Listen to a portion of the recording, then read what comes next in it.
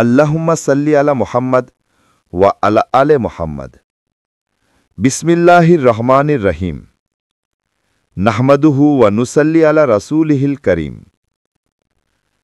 আল্লাহ নামে আরম্ভ করছি, যিনি পরম করুণাময়, অতি দয়ালু।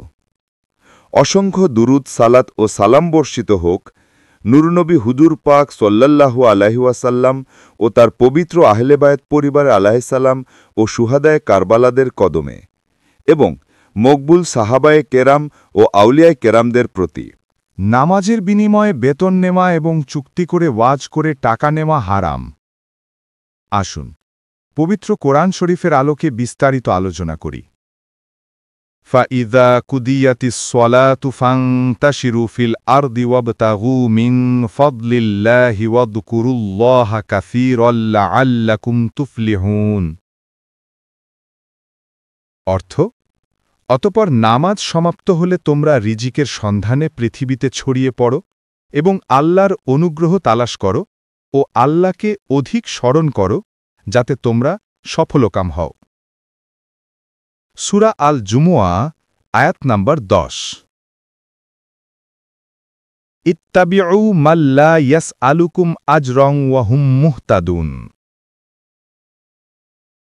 অনুসরণ করো তাহাদের, যাহারা তোমাদের নিকট কোনো প্রতিদান চায় না এবং যাহারা সৎপথ প্রাপ্ত। সূরা ইয়াসিন, আয়াত নম্বর 21। পবিত্র কোরআন শরীফে আল্লাহ তাআলা সুস্পষ্টভাবে ঘোষণা করছেন, নামাজ শেষ হওয়ার সাথে সাথে তোমরা রিজিকের সন্ধানে বের হয়ে যাও এবং আল্লাহর অনুগ্রহ তালাশ করো। আবার অন্য জায়গায় বলা হয়েছে, যারা আমার আয়াতের বিনিময়ে কিছু চায় না তাদেরকে অনুসরণ করো। অথচ আমাদের মসজিদের মৌলভী সাহেব বেতন না দিলে সে নামাজ পড়ায় না, এখানে সে দিবালোকের ন্যায় আয়াতের বিনিময় করছে। তাহলে বোঝা যাচ্ছে মসজিদের ইমামগণ আল্লাহর পবিত্র কোরআন শরীফ বিরোধী কাজ করছে, যা আমরা খালি চোখে দেখতে পাই না। একবার অনুবীক্ষণ যন্ত্রের মতো বিবেকের অনুবীক্ষণ যন্ত্র দিয়ে উপলব্ধি করুন, তাহলে সব কিছু পরিষ্কার হয়ে যাবে। আর ঝেড়ে কাঁচ দিয়ে নিরপেক্ষ দৃষ্টিতে ভাবুন। আবার মসজিদের ইমামগণ নামাজ শেষ করেই আরাম আয়েশ করার জন্য ঘুম আসে, কিন্তু আল্লাহ বলছেন নামাজ শেষ করে রিজিকের সন্ধান করার জন্য। তাহলে বুঝুন মৌলভীরা কিভাবে সরাসরি আল্লাহর বিপরীতে কাজ করতেছেন। আর আল্লাহর পবিত্র কোরআন শরীফ অস্বীকার করে কোনো কাজ করার নামই শিরক ও কুফর। অথচ এমন পবিত্র কোরআন বিরোধী কর্মকাণ্ডকে আমরা কিভাবে সমাজে জায়েজ বানিয়ে দিলাম? হায়রে সেলুকাস মুসলিম জাতি, স্বার্থের জন্য আমরা সব ধরনের ফতোয়া দিতে পারি, তখন আল্লাহর পবিত্র কোরআন শরীফ দেখার সময় নাই। রসুলে খোদা জীবনভর মসজিদে নামাজের ইমামতে করে আসছেন, কই রসুলে খোদা তো কখনো নামাজের বিনিময়ে বেতন নেননি। তাহলে আপনারা কিভাবে বেতন নেন? অথচ আপনারা সুন্নাত করতে করতে মুখে ফেনা তুলে ফেলেন। তাই তো দাড়ি, জুব্বা এবং টুপিকে সুন্নাত বানিয়ে সরলমনা মানুষকে ধোঁকা দিচ্ছেন। কিন্তু রাসূলে খুদা সাল্লাল্লাহু আলাইহি ওয়াসাল্লামকে চরিত্র কর্মকাণ্ডকে কখনো সুন্নত তো দূরের কথা, বরং অস্বীকার করে আসছেন প্রতিনিয়ত। আপনারা অজুহাত দেন, আমাদের পরিবার আছে, তাহলে আমরা খাবো কি? শুনুন মহাশয়, রাসূলে খুদা সাল্লাল্লাহু আলাইহি ওয়াসাল্লামের পরিবার ছিল এবং আপনার চেয়ে অনেক বড় পরিবার, কিন্তু রাসূল পাক সাল্লাল্লাহু আলাইহি ওয়াসাল্লাম তো কখনো নামাজের বিনিময়ে বেতন নেননি। তাহলে আপনি কোন যুক্তিতে নামাজের বিনিময়ে বেতন নিবেন? আচ্ছা বলুন তো, আবু বক্কর, ওমর, ওসমান এবং মাওলা আলী আলাইহিসসালামের সময়ে হাজার হাজার মসজিদ ছিল, তখনকার যুগে কোনো মসজিদের ইমাম কি নামাজের বিনিময়ে বেতন নিত? নিশ্চয়ই তারা বেতন নেননি। তাদের কি পরিবার ছিল না? তাহলে রাসূলে খোদা সাল্লাল্লাহু আলাইহি ওয়াসাল্লাম এবং কোনো বিখ্যাত সাহাবীরা নামাজের বিনিময়ে বেতন নেননি। আপনি নেন কোন দলিলের জোরে? অন্তত একটি দলিল দেখান, চুক্তির বিনিময়ে ওয়াজ এবং মসজিদের ইমামতি করা যাবে। আপনাকে কিয়ামত পর্যন্ত সময় দেওয়া হলো।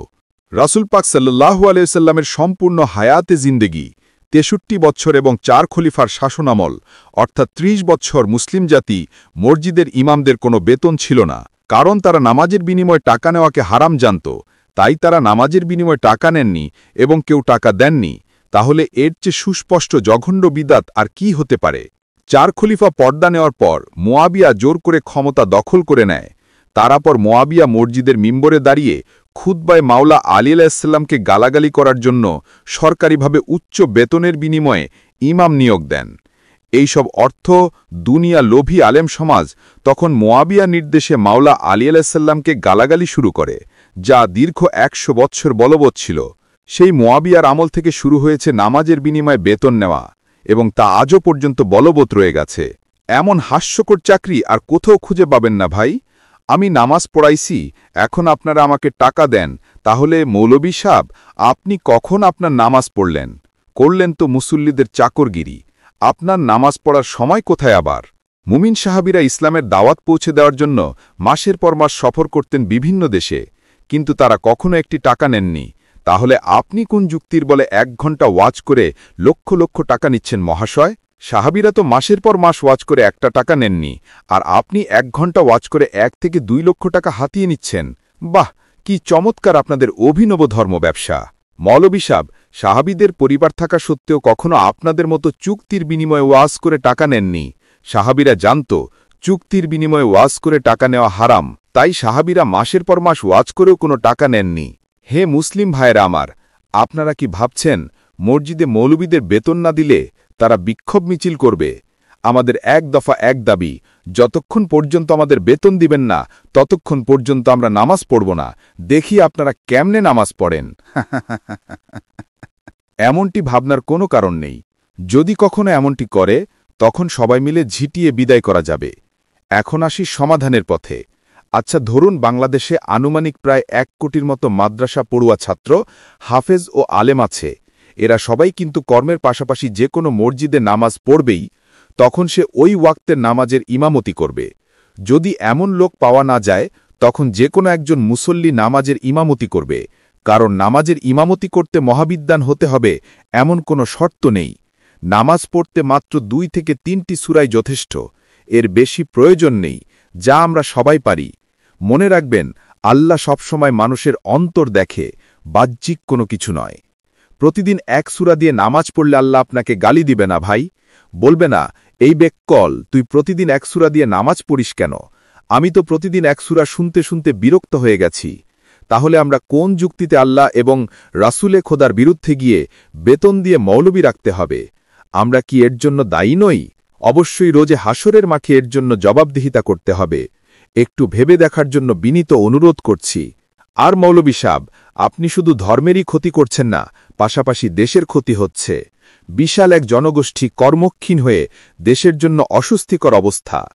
এমন আজব হাস্যকর চাকরি বাদ দিয়ে ব্যবসা বাণিজ্য অথবা যে কোনো কর্মে নিজেকে নিয়োজিত করুন। জনগণকে বোকা বানিয়ে বসে বসে আরাম আয়েশে আর কতকাল জীবন কাটাবেন? কামলা খাটলে তখন আর নিত্য নতুন ফতুয়া আসবে না। একবার আল্লাহকে ভয় করুন এবং পবিত্র কোরআন শরীফ মেনে চলুন, তাহলে নিজেও উপকৃত হবেন এবং আমরাও আপনাদের ফতুয়ার হাত থেকে বেঁচে যাই। ভিডিওটি এখানেই শেষ করছি। আল্লাহ হাফেজ, ফি আমানিল্লাহ।